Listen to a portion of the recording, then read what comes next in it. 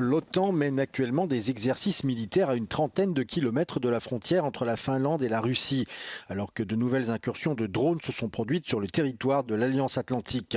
Dernière en date ce vendredi matin, au moins 2 personnes ont été blessées dans la ville roumaine de Galați après la chute d'un drone lors d'attaques russes contre des infrastructures ukrainiennes proches de la frontière.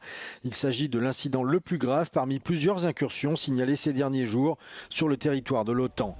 Les États baltes accusent également Moscou d'avoir détourné des drones ukrainiens vers leur espace aérien. En Lituanie, plusieurs fermetures temporaires de l'espace aérien ont provoqué d'importantes perturbations. Face à ces incidents, le secrétaire général de l'OTAN, Mark Rutte, s'est engagé à défendre chaque centimètre carré du territoire de l'OTAN.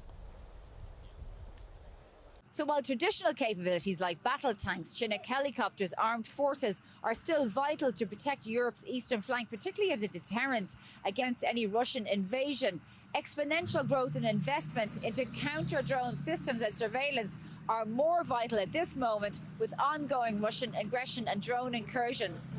I think the big thing there, is having this, kind of autonomous kill web of these different drones and things, all these unmanned capabilities. So one, we're preserving that power. So when we do get attacked, the counterattack that comes from the allies, from NATO, that we have all those humans still able to go to the fight.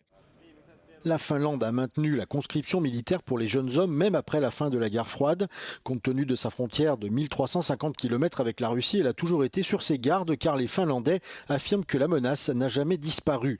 Ayant rejoint l'OTAN en réponse à l'invasion à grande échelle de l'Ukraine par la Russie, la Finlande affirme qu'avec ses alliés, elle tire collectivement les leçons de la guerre en Ukraine, notamment en matière de progrès dans les technologies des drones et de la lutte anti-drone. We have done that alone. Centuries, but now we are not alone and we have allies, and as we are learning from each other and in developing our interoperability capabilities, then it's really important to have our allies and exercise with them. And we don't have only our conscripts, but we also have our reservists, because reservists is the backbone of the Finnish army. And we are learning and we are adjusting our ways to think. And we're looking really closely how the war is developing as it has changed. How much it changed the battlefield, that's a soldier's task.